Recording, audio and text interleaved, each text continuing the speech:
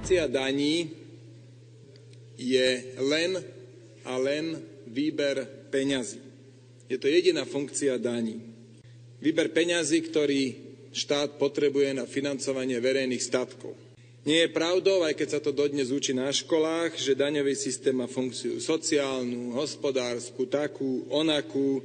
Toto je len teória, na ktorej trápia študentov, lebo sa musia 4-5 niekoľko odstavcov naučiť naspamäť.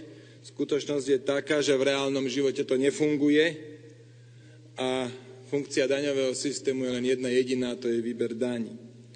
Keď chce štát robiť sociálnu politiku, má na to sociálny systém. Keď chce robiť hospodársku politiku, musí zlepšovať podnikateľské prostredie. Daňový systém je tu len na financovanie verejných statkov, a teda na výber potrebných peňazí. Mimochodom, asi 150 rokov dozadu existovala iba rovná daň, ktorá sa vtedy volala pánsky desiatok a podobne, a až s príchodom Bismarcka sa toto zmenilo, nielen toto, ale napríklad aj dôchodkový systém. Pri daňovom systéme ide len o to, ako ho optimalizovať s ohľadom na výber daní. To znamená, ako dosiahnuť požadovaný výber pri čím nižšej sadzbe, respektíve ako maximalizovať výber pri danej sadzbe. Toto nie je lavica, či pravica, či aká ideológia, toto je holý ekonomický fakt. Výber daní treba tak optimalizovať, aby pri danej sadzbe do štátnej kasy došlo čím najviac peňazí.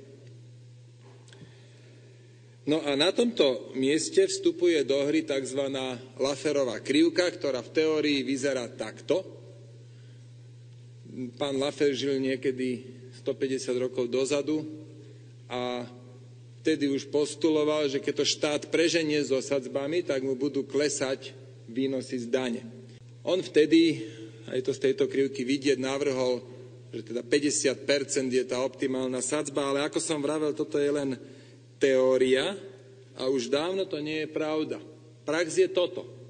Toto sú konkrétne čísla z Čiech.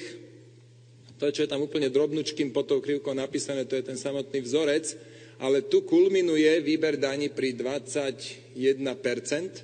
Táto krivka je stará 10 rokov a za posledných 10 rokov sa práve že znížila tá optimálna sadzba, kde sa podarí docieliť najvyšší výber. Táto krivka vznikla empiricky, to znamená na základe skutočných dát. Žiadna teória, ale sú to čísla z reálneho života. No a ten trend k tomu, že optimálna sadzba daní, pri ktorej sa podarí docieliť najvyšší výber, bavím sa o sadzbe daní z príjmov, že táto optimálna sadzba mierne klesá, potvrdzujú aj tieto sadzby, ktoré vidíte v okolitých krajinách. Česko 19%, Maďarsko 19%, s tým, že do 1,8 milióna eur zisk je to len 10%. Poľsko 19%, Ukrajina 19%, ale od januára 2014 to bude už iba 16%. Tieto 4 krajiny zaviedli rovnú 19% daň po nás, po Slovensku. Spravili to preto, lebo ten experiment na Slovensku fungoval. V Rakúsku 25%, nie 30%, ako tvrdil pán Číš, ale áno, je to o niečo vyššia sadzba, i keď my dáme sadzbu na 23%, tak sa výrazne priblížime k tej rakúskej. A potom je otázka, že či teda naša infraštruktúra, náš vzdelávací systém, náš zdravotný systém, alebo čokoľvek iné sa vyrovná tomu rakúskemu, keď chceme konkurovať o priazeň nejakého investora. Slovinsko 20%. Tu teda vidíte, ako sa potom, ako Slovensko zaviedlo rovnú daň, 19%, ako sa rovná daň rozmohla v našich susedných štátoch.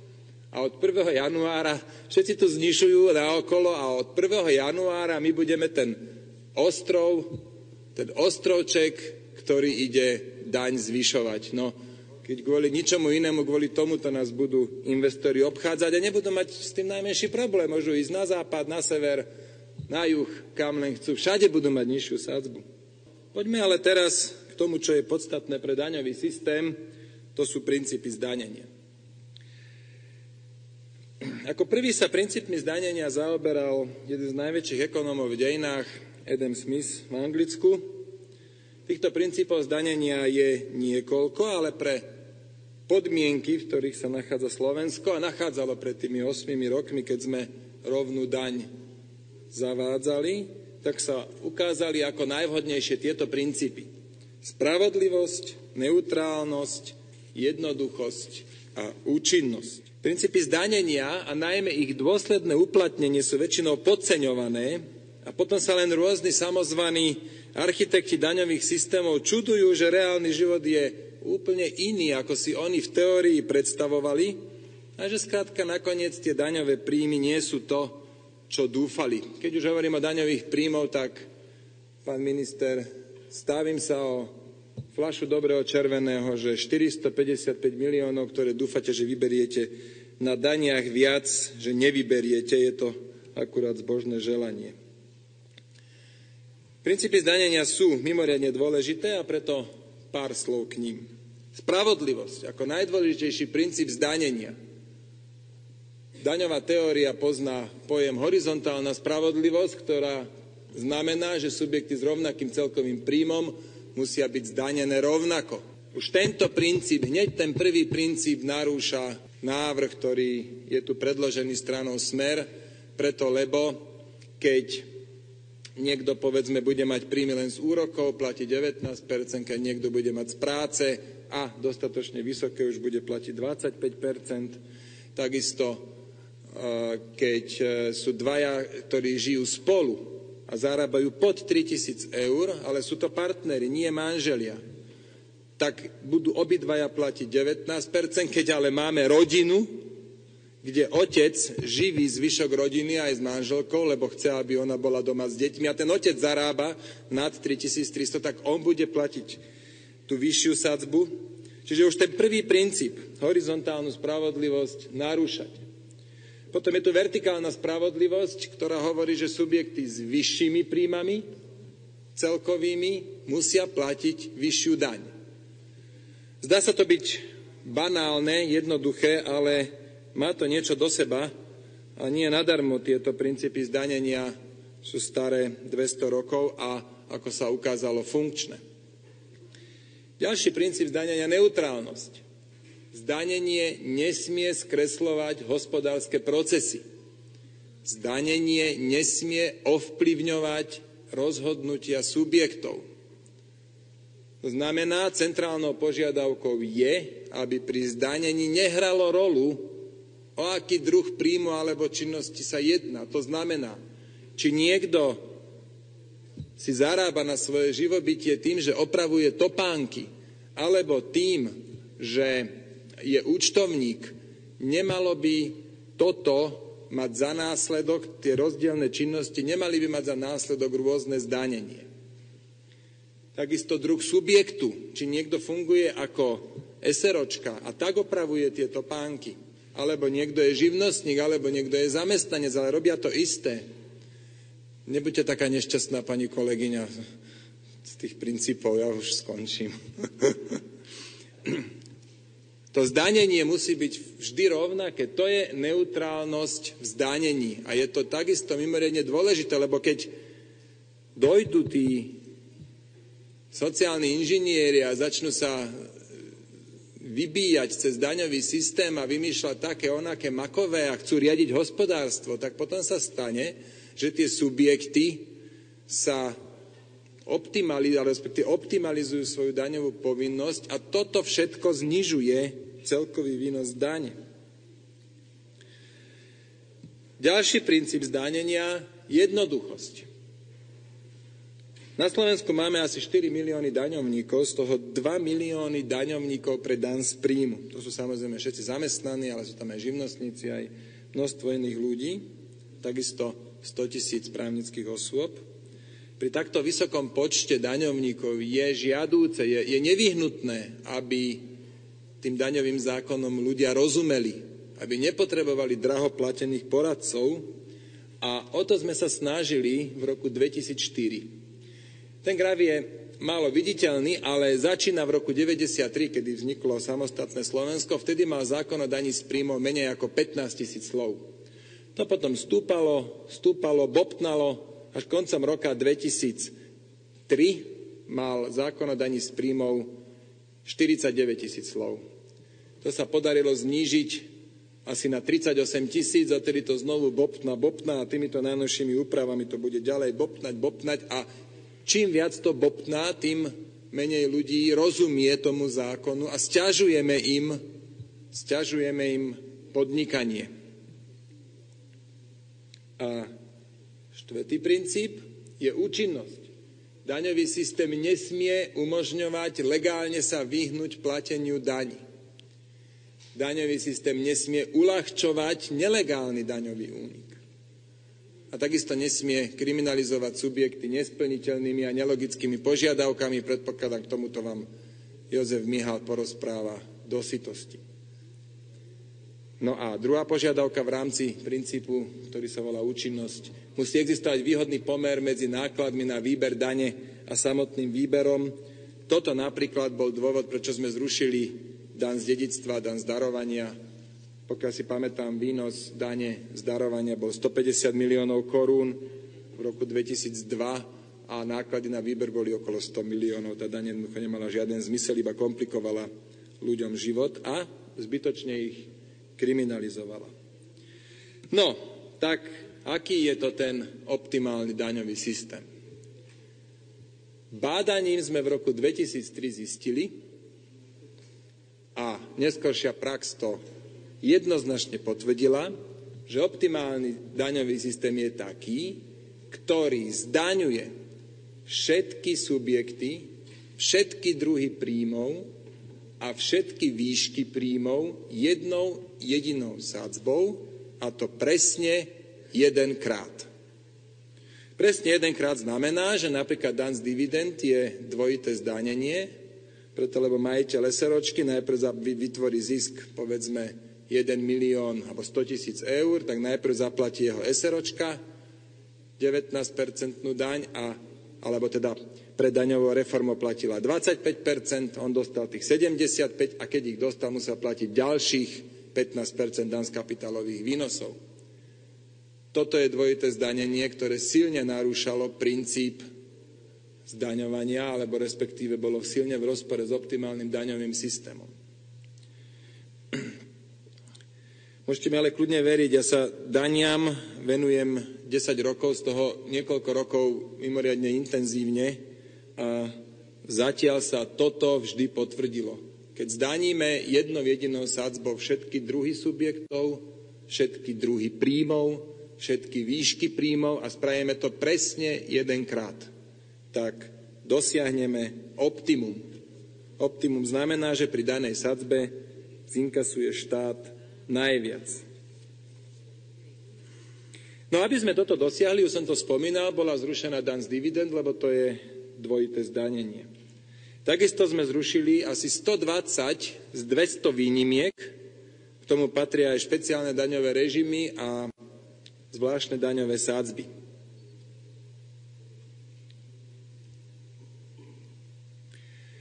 No a nepodarilo sa síce, zrejme nie je úplne účelné zrušiť úplne všetky výnimky, preto lebo niektoré sú tzv. Technické výnimky, ktoré skrátka treba zachovať, ale tých je možno 10 alebo 20. Čiže stále ešte je dostatočne veľký priestor, keď už štát potrebuje zvyšovať výnosy daní, aby rušil tieto výnimky.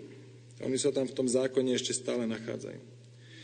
Ďalšou súčasťou daňovej reformy v roku 2004, teda k 1. januáru 2004, bolo zjednotenie sadzieb dane z pridanej hodnoty.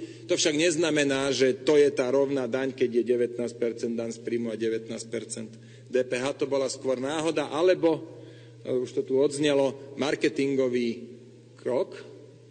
A áno, treba to povedať, Slovensko veľmi z toho ťažilo, že v regióne bolo široko ďaleko prvou krajinou, ktorá sa odhodlala v v tom roku 2004 zaviesť jednu jedinú sadzbu dane, a to je 19%. A samozrejme, že ten marketingový efekt bol mimoriadne silný a aj preto sem došli desiatky a desiatky investorov. Zrušenie dane z dividend, o ktorom som hovoril, to bola skutočná výhra. Preto, lebo výnos tejto dane bol smiešne nízky. Tam štát inkasoval iba asi 1,5 miliardy korún, a to preto, lebo všetci zahraniční investori aj tak žiadnu daň z dividend neplatili, preto lebo Slovensko má pouzatváraných asi 50 zmluv o zamedzení dvojitého zdanenia a konkrétne s Holandskom, a z Holandska pochádza v tom čase možno 60% investorov, je dohoda taká, že voči holandským investorom daň z dividend uplatňovať nebudeme. To znamená, postihovalo len domácich, postihovalo vo veľmi malej miere a preto sme daň z dividend zrušili, no a zrušili sme aj tú trojdaň, takzvanú daň z dedičstva, z darovania a z prechodu nehnuteľnosti. Konkrétne táto trojdaň, okrem toho, že nebola účinná, lebo náklady na výber boli veľmi vysoké oproti samotnému výberu, tak ešte sú to opäť dane, ktoré spadajú do tej kategórie dvojité zdanenie. No tak niekto zarobil, zdanil a keď to chcel darovať, tak musel druhýkrát platiť daň. A tá tretia daň z prevodu nehnuteľnosti, to už vonkoncom žiaden zmysel nemala. No, ale to, že sa zrušila daň z dividend, hodilo Slovensko na prvú priečku, okrem zopár daňových rajov, na prvú priečku vo svete. Vlastník firmy, vlastník právnickej osoby, keď podnikal, táto právnická osoba zaplatila daň, on si tie peniaze už mohol zobrať, tak ho to stálo len 19%. V tomto sme dodnes bezkonkurenční vo svete. Nejde primárne o to, že či bude 19 alebo 23% sadzba, aj to samo o sebe už napácha veľké škody, k tomu dojdem o chvíľu. Ide o to, že vy zároveň, pán minister, zavádzate aj odvody, zdravotné odvody, čo je v podstate ďalšia daň z dividend. Vo svojej podstate sa s tým dá súhlasiť, ale nasadili ste tak absurdne vysokú hranicu vo výške asi 120 000 eur ročne, alebo 100 000 plus 100 000, ďakujem, 100 000 eur ročne, ktorá sa ale pripočíta k tej samotnej hranici pre príjem zo závislej činnosti, že kvôli tomuto, kvôli tej nebezpečnej kombinácii, vy tu miešate smrteľný koktejl, kvôli tejto nebezpečnej kombinácii, že poprvé riadne zdaníte dividendy po veľmi vysokú hranicu, po druhé zvýšite sadzbu dane z príjmov. Toto spôsobí, že tak ako tí investori sem prichádzali, tak aj budú utekať. No a čo to znamená, že budú utekať, to si pozrime tu. Tak keď sa ideme baviť o tých dopadoch na podnikateľské prostredie, vidíte tu nejaké čísla, tieto čísla sú zo stránky daňového riaditeľstva, tam ich nájdete. V roku 2002 vtedy bola sadzba dane z príjmu 25%, všetky firmy dokopy priznali základy dane, keď naščítate základy dane všetkých firiem, priznali 111 miliard korún ako základ dane, z toho sa platila sadzba 25%, čiže výnos bol 27,9 miliard korún. Pán Čiž je už naspäť, to ma teší. V roku 2003, to je posledný rok pred daňovou reformou, podnikatelia, alebo všetky podniky priznali 116 miliard korún ako základ dane, z toho zaplatili 25% daň, čo je 29,1 miliardy korún. Je tam nejaký nárast, treba ale zohľadniť, že vtedy Slovensko malo pomerne vysoké inflácie, okolo 5-6%, čiže akurát to vykompenzovalo, toto je nominálny nárast, samozrejme vykompenzoval akurát infláciu, čiže reálne výnos dane z príjmov nerastol. Potom došiel rok, ktorý bol po daňovej reforme To znamená od 1. januára 2004 a za rok 2004, pozrime sa sem, subjekty priznali zrazu 156 miliard korún. Z toho zaplatili 19% daň, výnos bol taký istý ako predtým pri 25% dani, ale vždy existuje niečo ako nejaká adaptácia. Skrátka, keď spravíte zmenu, tak výsledok neuvidíte. Ani pri takýchto jasných zmenách neuvidíte zo dňa na deň, ani z roka na rok, ale uvidíte to behom 2 rokov. A v roku 2005, čiže rok potom, ako daňová reforma už fungovala, priznali právnické osoby 221 miliard korún, z toho zaplatili 19% daň a to je 42 miliard. Čiže, keď si zoberiem jeden rok po daňovej reforme, to je 2005, a porovnám ho s rokom pred daňovou reformou, to je 2003, za tieto 2 roky stúpol základ dane o 90% a výnos dane o 44%. Dôvod je ten elixír života, to je kombinácia jednotnej sadzby dane 19%, zrušenie dane z dividend a zrušenie dane z prechodu nehnuteľnosti a tých ďalších daní. A vy teraz presne tento proces, ktorý sa tu ukázal ako mimoriadne úspešný, pán Kažimír, vy ho teraz otočíte tým, že namiesto elixíru života tu miešate smrteľný koktejl a vráti sa to. To je naivné si myslieť, že sa to nevráti. Otvorte oči, páni poslanci, aj dámy. Toto nie je, že lavica, pravica. Toto ani nie sú nejaké žvásty o teórii hraničného úžitku. Toto sú čísla, toto sú fakty. Fakt je ten, že behom 2 rokov potom, ako sa zaviedla rovná daň, sa zdvojnásobil základ dane a o polovicu stúpol výnos dane.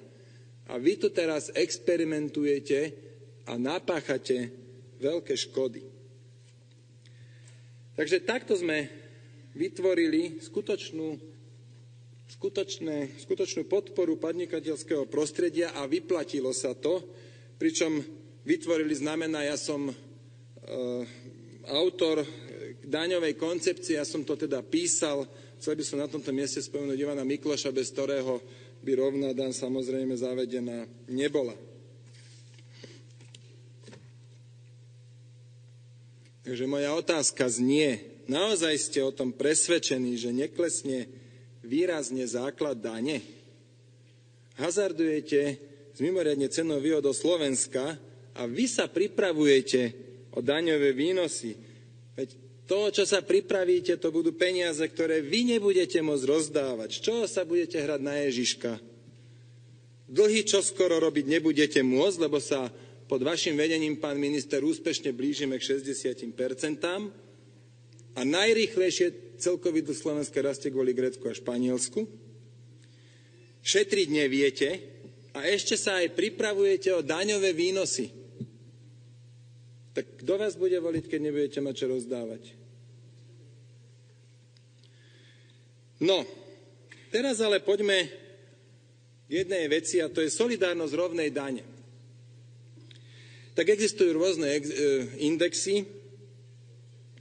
Nemám pri tej solidárnosti na mysli nejaké ľúbivé socialistické reči o tom, ako treba tých hnusných kapitalistov zdaniť a ani nejakú teóriu hraničného úžitku, ktorá síce, chápem, že chudobnému nemôžeme, keď má 2 topánky, zobrať jednu, bohatý, keď má 50 alebo 100 párov, určite by to skôr oželel. Otázka je, že prečo má ten bohatý tých 100 párov, ako sa k ním dostal, koľko bol preto ochotný urobiť, ale toto socialistov nikdy nezaujímalo. Socialisti videli, ten má veľa, tomu bereme a dáme tomu chudobnému, lebo ten nás bude za to voliť. Nechajme bokom teda tieto socialistické reči a poďme sa pozrieť na exaktné výpočty na základe reálnych a presných čísel. Tu som pre tých, ktorí by chceli ísť nejak do hĺbky, skopíroval vzorec, akým sa ráta Giniho koeficient. A ja som sa s tým dosť vytrápil posledné roky, aj vyrátaním tohto Giniho indexu a takisto aj, či koeficientu a takisto aj nerovnosti rozdelenia daňového zaťaženia. No tak o čo hovorí tento index? Hovorí to. teda koeficient. Keď Giniho koeficient je 0, tak všetci majú príjem úplne rovnaký. Tak keď si povedzme, že všetci, ak tu sme, žili by sme iba z týchto príjmov, ktoré máme, predpokladajme to, tak tu v tejto sále je Giniho koeficient 0, lebo všetci žijú z poslaneckého platu, čiže majú všetci úplne rovnaký plat. Keby to bolo tak, že jeden zarába, že len on zarába, jeden zarába všetko a všetci ostatní nezarábajú nič, no tak to by bola maximálna nerovnosť a vtedy by bol Giniho koeficient 1. Čím je teda Giniho koeficient nižší, tým sú tie príjmy rovnomernejšie rozdelené. No a čím je vyšší, tým máte tú silnejšiu skupinu tých bohatých.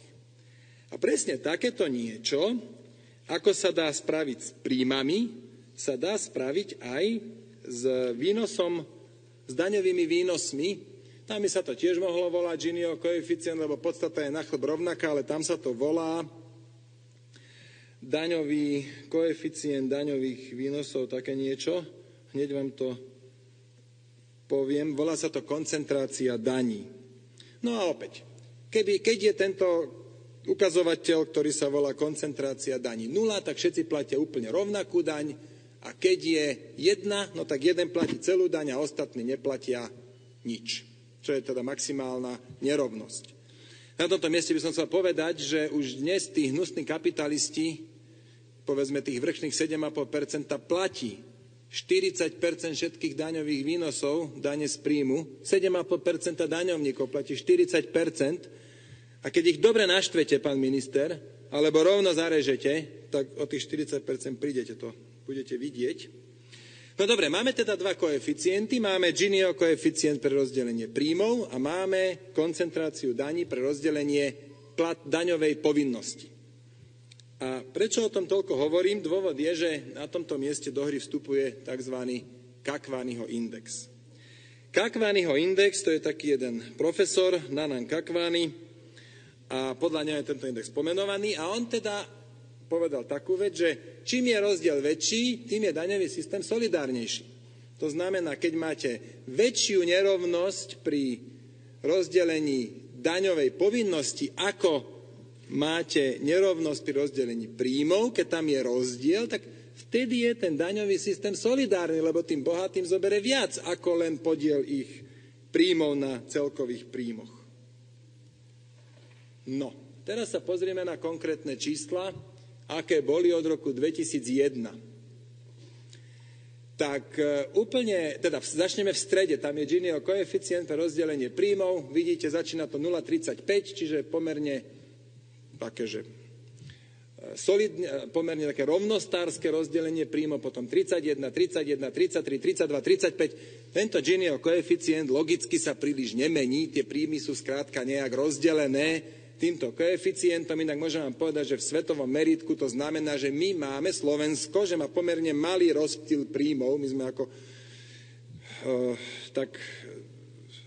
viac na ceste k takému snu každého komunistu, že všetci musia mať presne rovnako.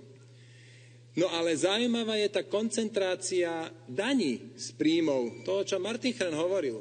Pozrite sa na tie čísla pred daňovou reformou. 0,58, 0,64, 0,63 a po zavedení daňovej reformy toto číslo citeľne stúplo na 0,72, 0,72, 0,73. No a potom úplne napravo vidíte rozdiel medzi prvými dvomi stĺpcami a to je ten tzv. Kakwanyho index, ktorý 3 roky pred zavedením rovnej dane bol 0,29 a 3 roky po zavedení rovnej dane je 0,39. To je výrazný nárast, z 0,29 na 0,39 nárast.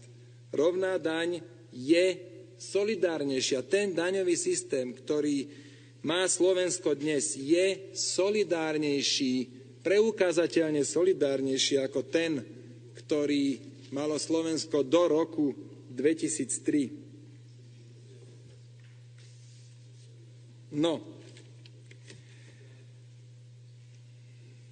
Na druhej strane, chápem, ideológia nepustí. Rovnú daň musíme zničiť. Nech to stojí, čo to stojí. Radšej asi spravíme dlhy, keď nebude, veď v tom ste dobrí, pán minister, v robení dlhov. No tak dovolím si vám ale dať zo pár tipov, kde by ste predsa len mohli nejaké tie peniažky naškrabať. Poprvé môžete rozšíriť základ dane pri existujúcej sadzbe 19%. To znamená, namiesto dvíjania sadzby, to znamená rušiť výnimky. Ešte stále tam existuje 20-30 výnimiek, ktoré sa, veď spomíname si na tie časy, keď ja som bol poradcom a vy štátnym tajomníkom, tie výnimky tam stále sú dodnes.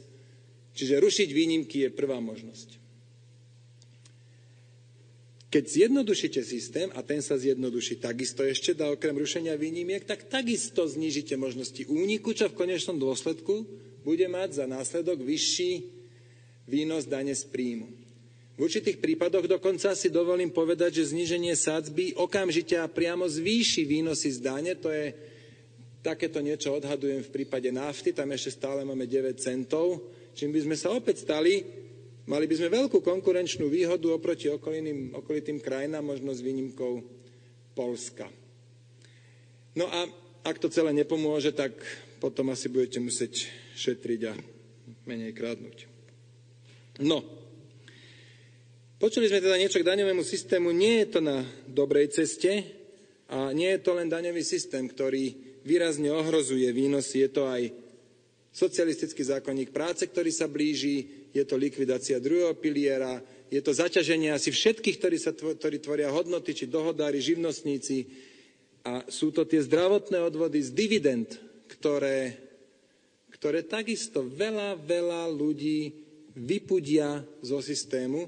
Totiž tu nejde o to, že no dobre, prídeme o 4%. Keď niekto platí dnes 19% a vy mu naparíte, a povedzme zarába 4 000 eur, alebo 5 000, a vy mu naparíte 25% na to, čo má nad tú hranicu, a tento človek si povie, no tak stačilo. On neodíde len s tým, čo zarába nad 3300 eur. On keď už raz začne optimalizovať, tak to bude robiť poriadne a odíde s celým príjmom a prídete aj o tých 19%, ktoré dnes máte. Toto je neuveriteľná krátkozrakosť, s ktorou sa tu stretávame a už teraz teda môžem tu zodpovedne prehlásiť, že ako náhle sa strana Sloboda a Solidarita dostane možnosť toto zmeniť, dostane do vlády, tak toto spraví. Navrátime rovnú daň, lebo tento diletantizmus Slovensko veľmi ťažko dlhodobo môže prežiť. Úplne na záver chcem v zmysle paragrafu 73 odseku 3 písmena A rokovacieho poriadku podať procedurálny návrh, aby sa Národná rada uznesla tak, aby sa tento zákon vrátil navrhovateľovi na dopracovanie, až by mal navrhovateľ záujem, rád mu dám niekoľko cenných rád. Veľmi pekne vám ďakujem.